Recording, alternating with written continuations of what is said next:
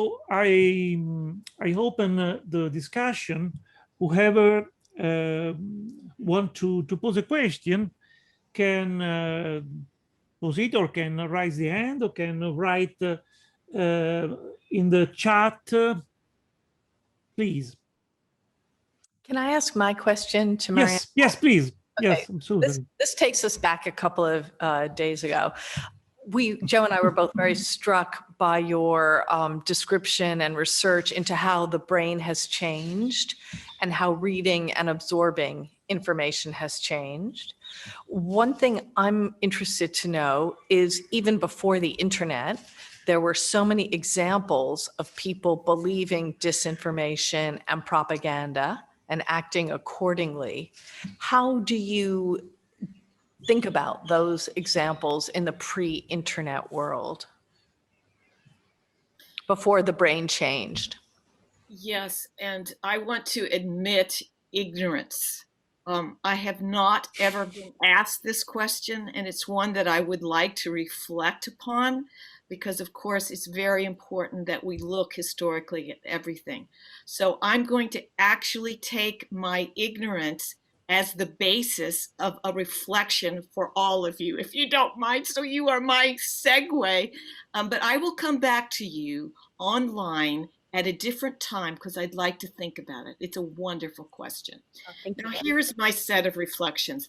If I could, I would take the entire morning and make it part of a book on what we need for the facilitation of digital wisdom in education.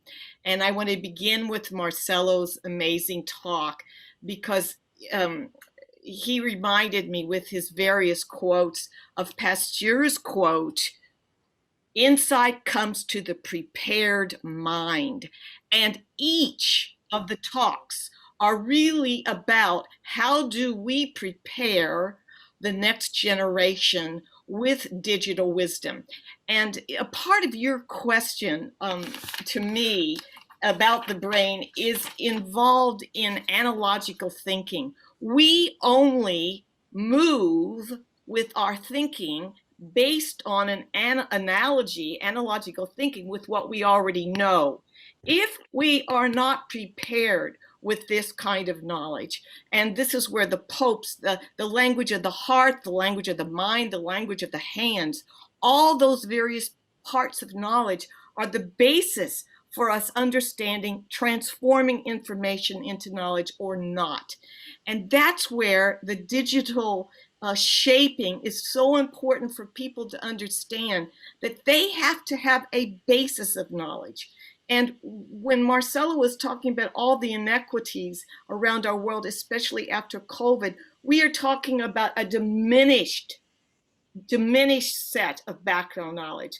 So my question, I think of each of you in this panel, and I'm overwhelmed with all the insights that you have given us on the ethic of care, on the viralization principle, on the binding, on anonymity, on social awareness, on Professor Violante's permanent dialogue on all of this. To me, all these are the proper, if you will, content of what has to be a new emphasis in education on digital wisdom. And Professor Forti, your discussion, Professor Colombo, all of you have so much to say, but I'm directing this to Marcelo Suarez Orozco, because in my world, it's how do we apply this to education? And so I would just like Marcelo to speak about how all of these insights from these various perspectives will help us teach our children to have not only a background knowledge that's constantly expanding, but a prepared mind and how to encounter new information digitally. Thank you, Marion. Any other question? I have a question for, yes, John McDowell, please. John McEldowney from Yes. University of Warwick in England. I'd like to go back to a fundamental question, which I think should unite all of us, which is the question of where truth and God and the gospel fits into the digital world. In other words, in a competing idiom of competitive tendencies and so on, Pope Francis has a voice that people listen to. He's a very good communicator.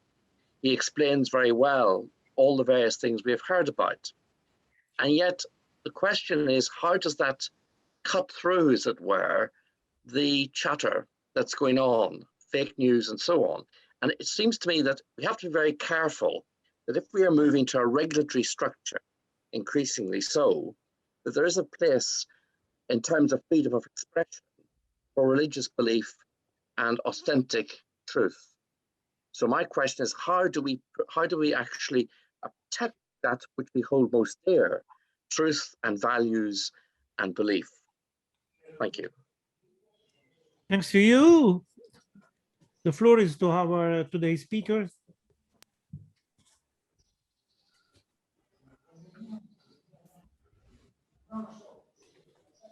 Thank you, Marianne, and thank you for your kind question. And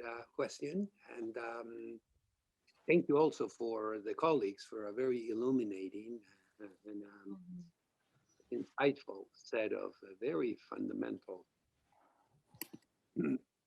interventions. The point of departure, Marianne, to your question really flows from the most important insight that flows from the scholarly work over now the course of a century and a half. And that is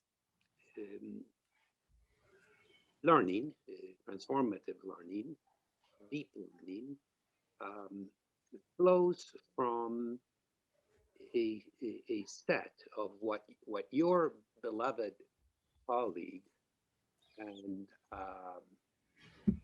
yoga partner, Carola Suarez Orozco, has termed relational, cognitive, and behavioral engagement. These three sets of relationships are the fundamental spirit that animates all teaching and all learning.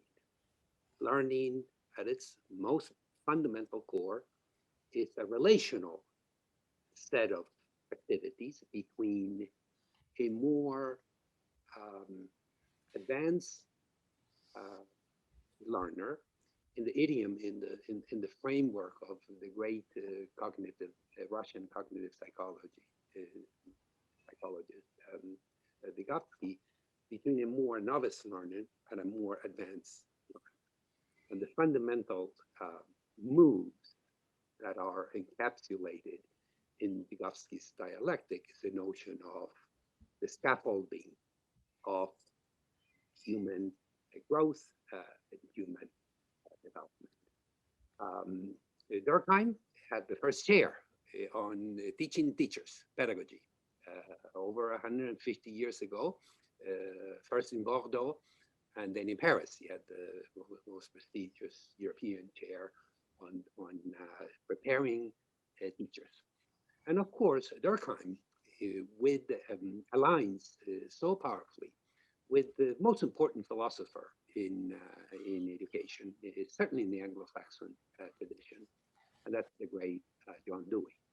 For Durkheim, really the fundamental problem in education was the relationship between the individual and these collective forms, collective representations.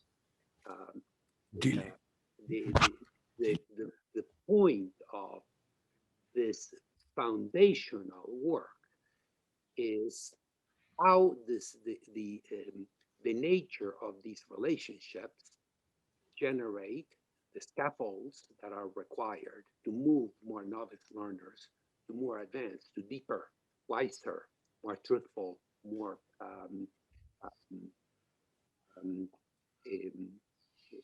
just and more beautiful ways of understanding and engaging with the world. So how this then migrates to the problem of the digital technologies and the digital architectures that are here with us. The first issue is the issue of who is scaffolding whom. here. You know, I was a dean in Los Angeles at UCLA, where Marianne now is a professor. And the superintendent in the Los Angeles Unified School District, this is the second largest school district in the United States, 800,000 students, decided this is an American problem, and that is the silver bullet. This is kind of the magical thinking that invades so much of the work in education. That the iPad was the path to human enlightenment. He spent about $1 billion, money he didn't have. And what were the results of this? It's fantastic, because here is, and Bridget Barron, and Marianne, you know her. Bridget is probably the most influential and one of the most important education technology folk in the world. She's the head of the Stanford Lab on teaching and education and technology. Sums it up very, very beautifully. So what happened? First of all, the teachers and the parents had no idea how to deploy these tablets for educational purposes. The whole endeavor was a catastrophe, a real catastrophe. He got pushed out, end of story. And then the next superintendent comes, and of course, in the American tradition is you do the opposite of. So somebody says the problems in education are to be solved by A, the next person is not there to be solved by B. So the point is... Sorry to everybody. I ask you short answers and short questions in order to keep fluid our conversation. Thank you. So the problem is that who is scaffolding who? The teachers don't have the tools. Certainly not it is a case normatively that the teachers do not have the tools to engage with students using these remote platforms. I think that that's the most important lesson that came out of COVID. Kids that have all the advantages migrated very, very easily to COVID. In that context, the lacunae were very, very significant. So I think that the great effervescence that the technology suggested, I remember giving a dinner address at the Davos on education, and the illusion that these technologies were going to solve all of the problems of inequality in learning. It's a kind of a magical thinking. Learning is the work of a relationship, and the technologies that are not designed with that fundamental access as central are letting us down. So they become fetishized. There's superficial learning, but there's no deep learning. And I finish here now, Professor. Thank you. Excuse me. Thank you. Marianne has a beautiful thing where they took the iPads to Ethiopia or Eritrea, I can't remember.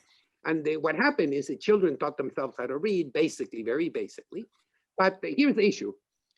Here's where the relational comes. It's then the kids take it to their parents and to their grandparents, and they teach them how to read with the new technologies.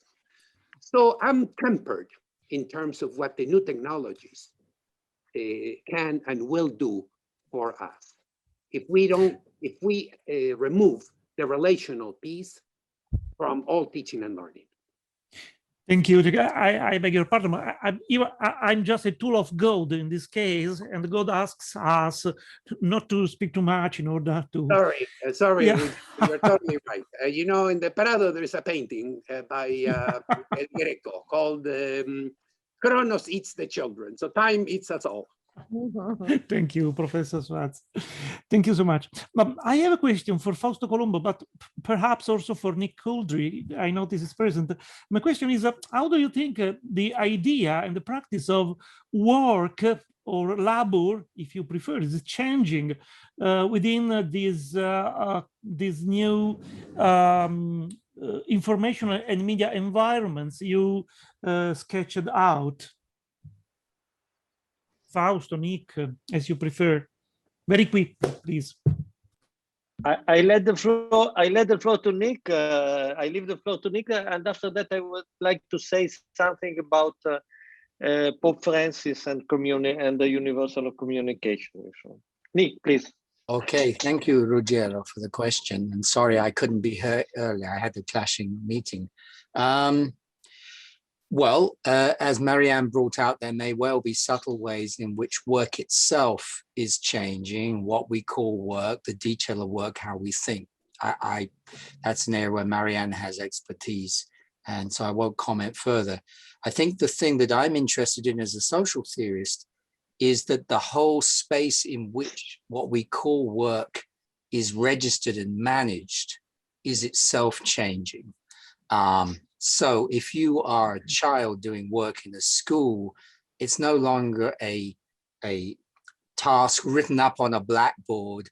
You copy it down, you take it home, you bring it in the next day. It's something which exists on a system which is intensely regulated and managed by forces outside the school, where the expertise of the teacher is only one limited part. In fact, an inferior form of expertise compared with the system, compared with the data managers and so on. So we've got a fundamental change in the hierarchy, in the evaluation of expertise, in what counts as tasks, what counts as evaluation, and so on. So if you like, the whole social grid in which educational work goes on is being stretched and deformed. And I just wanted to pick up one point that Chancellor Marcello made earlier about magical thinking. I agree there's something wrong about this thinking with technology, but I think the word magical is too kind. It suggests a sort of benign fantasy. And from my point of view of the world, the point of view that I mentioned colonialism on Monday, this 21st century colonialism is about engineering the world, re-engineering it. It's not a soft skill, it's a very hard skill, because it means literally rebolting together the spaces of managing schools, hospitals, etc., etc. And that it may come with a smile and it may sound magical, and it is indeed fantastical, but I think we should see it for the very hard set toolkit that it is, because it is changing. It really is changing the geometry, if you like, of power today. Thank you, Nick. So we are led back to the problem of education and formation. Fausto? Just one thing about the John's question of Pope Francis, which is really a mystery on one hand, but it's very simple, I think, on the other hand. First of all, Pope Francis make a lot of different kind of communication. And every time the impression is that he is completely there and the audiences are there and you are there listening and learning. I have in mind, for instance, in few minutes, I have in mind the pray in the St. Peter's Square, which was fantastic because it was absolutely the opposite of the classical media event. People were not there. And the audience was immense, and the play was really incredible and participated. In my opinion, the real formula is the gospel formula of communication that Pope Francis applied in a very strictly way, and the idea is that he takes care of us. He takes care of the reader or the listener, and he takes care of us. And this is the real formula of communication, as many scholars have said in the past. So. Thank you, Fausto. If there is no other question, Gabriel had yes raised yes, his hand. Yes, please, Gabriel. Thank you, Ruggiero. I have a question to Marianne Wolf or to Professor Donati, but I don't see him today. I don't know whether he's among us. The question is, I wonder whether we don't have a kind of stone guest in our discussion, using the metaphor from the Don Juan. And this stone guest may be the massive, widespread distortion in the perception of time among youngsters in particular. I call it chronopathy. Chronopathy. Hannah Arendt said that thought needs time, and if you don't have time, or you don't use time, you cannot think. Pope Francis has said extraordinary things in the Apostolic Exhortation Evangelii Gaudium, where he says that the principle of that time is greater than space. And he say, I quote, this principle enables us to work slowly but surely, without being obsessed with immediate results.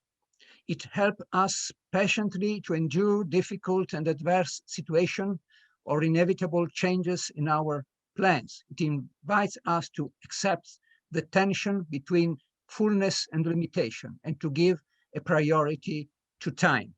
My question is, don't you think that this is also one of the reasons which make formidable the attraction of the web to the youngsters? And do you think that, for instance, deep learning, deep reading, or as Professor Donati put it, reflexivity, need time to be developed, or is more the opposite true, namely that this habit of deep reading, reflexivity, can restore a right perception of time against this rush, this acceleration, which Pope Francis is very aware of. Thank you. Thank you. This is for you, Marian.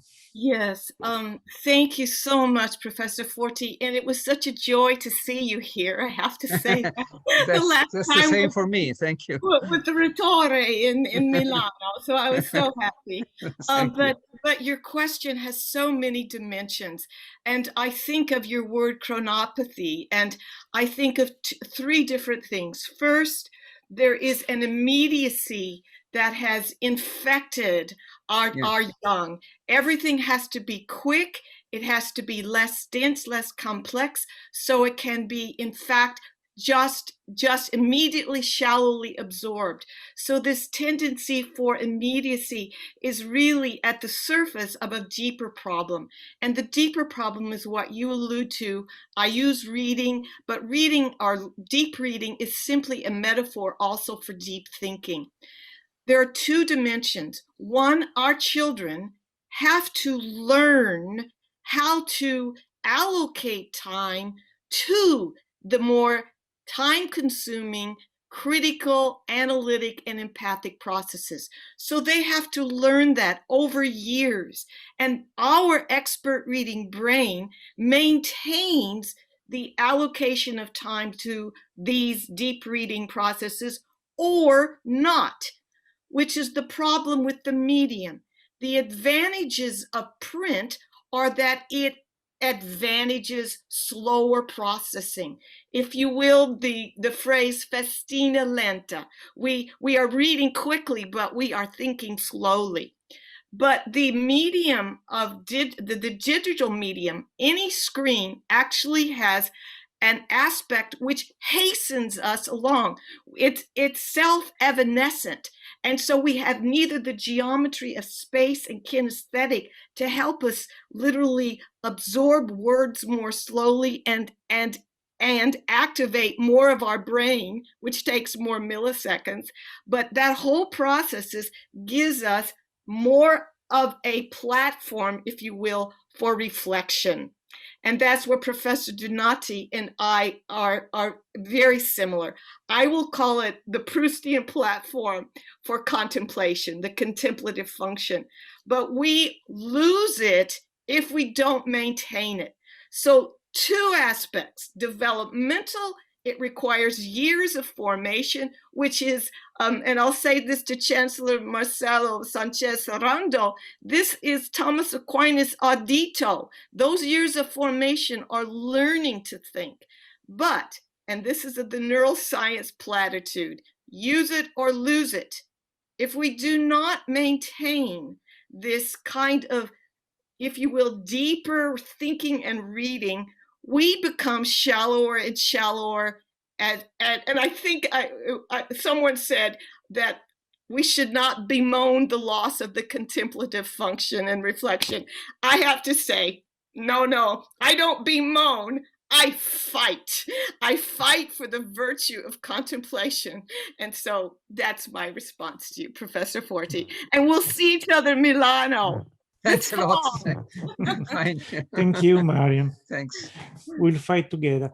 There is a pending question from by John McEldowney to Monsignor Sorondo, if I well remember.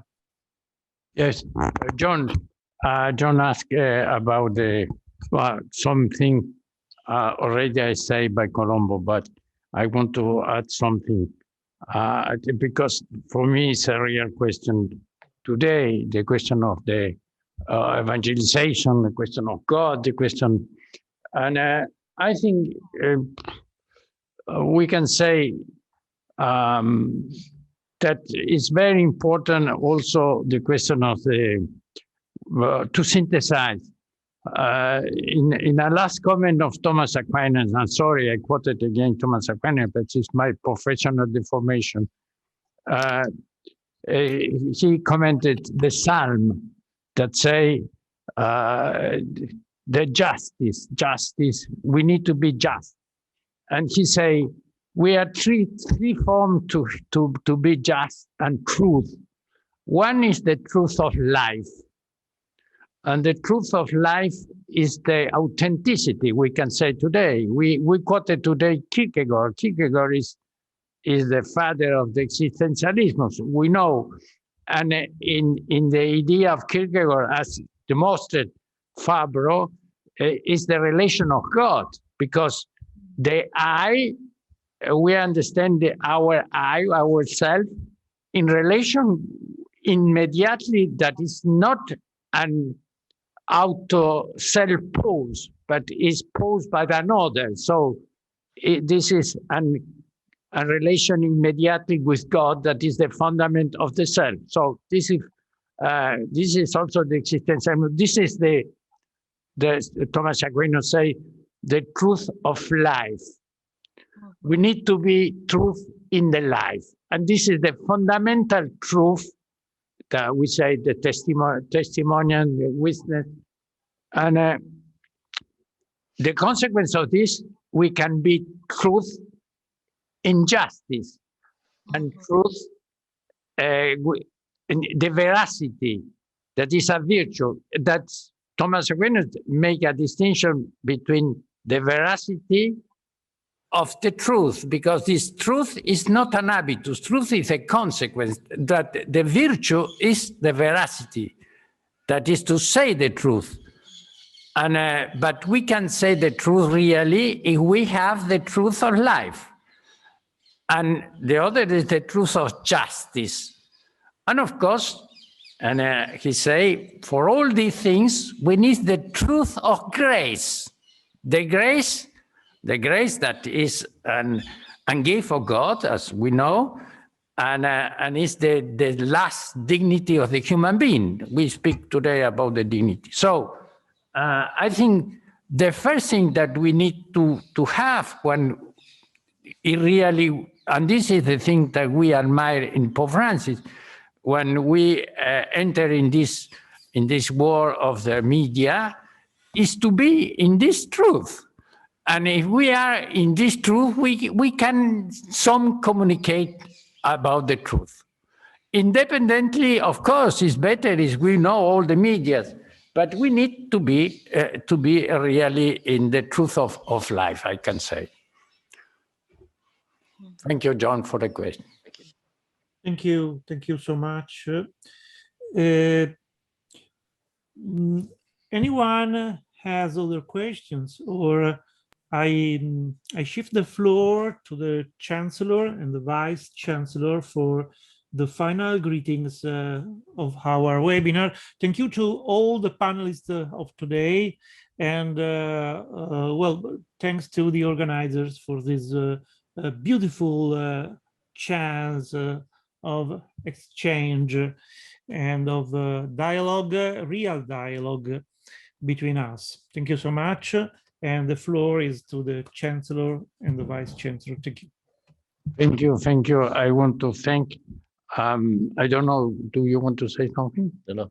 I want only to say that we want, together with the Vice Chancellor, to publish this immediately if we have all the text. So I asked for the text. We have only abstract in many cases. So we need to have a text and convert also the PowerPoint in a text, because today we have PowerPoint, but not text. So please, not abstract, not PowerPoint, but text. If we have text, we can immediately publish this. That could be very important. And really, because it's a very important question, this could be the first one meeting that we organize. We are the program to organize another meetings about this question. And I don't want to say that we at this moment can make a statement, but normally after our meetings, we try to arrive to some conclusion and to be a statement that is not a dogma of faith. It's only our opinion, And please, I ask this to the organizers, if they want to write some statement or conclusion with time. But really, I want to say, summarize the things that we speak that were very important. I think one of the more important questions is the question of regulation that could put Professor Stiglitz and Anya, because look, society have to be society have to have someone to put an order. We can be the democratic order, another order. We prefer the democratic order, but also this world need to have an order, and this is some kind of regulation. Regulation not against freedom, but regulation, because in the contrary, as say Professor Stiglitz and as say Anya, in the end is the money, is the power, and the power is for money, money power, power money, and this is the idea of Pope Francis. Look, the Pope Francis, when Pope Benedict say we have the dictatorship of relativism, you remember the first speech that say Pope Benedict when was cardinal was after the death of John Paul II, say we are in the dictatorship of relativism. And Pope Francis say we are in the last book. We are in the dictatorship of the economy, of the money. So this is the question. If we put order, and what could be the order? The order could be, for me, the classic order, that is the being, that is the truth, that is the good, that is the justice, that is all the things that are in relation with the order. In the contrary, we don't have society. We have the destruction of society. And I insist to the question of truth, because really the truth, I say, in these days, I read the many books of Hannah Arendt, that was a scholar of Heidegger. So, and of course, the situation of Hannah Arendt, all people know, was in other time, but was furious because no respect the truth, and say that the politics not have any relation with the truth. Say, and this is the question in general, if we don't put the truth at the center. And She say, if we not respect the truth, we not have supervivance. We can be not only happy, we cannot be. So, truth, because in the contrary, we are in the line of the nihilismus. Nothing. Look, the transcendentals that are in the center of the philosophy, as say also Kant, well, are the Greeks, but also the medieval Thomas Aquinas, but also Kant put the more important doctrine of the philosophy is the doctrine of the transcendental. What are the transcendental? Being, truth, good, justice, we can say for social. So really, we need to come back to this question in this new world, that is the world of the media and in these new forms.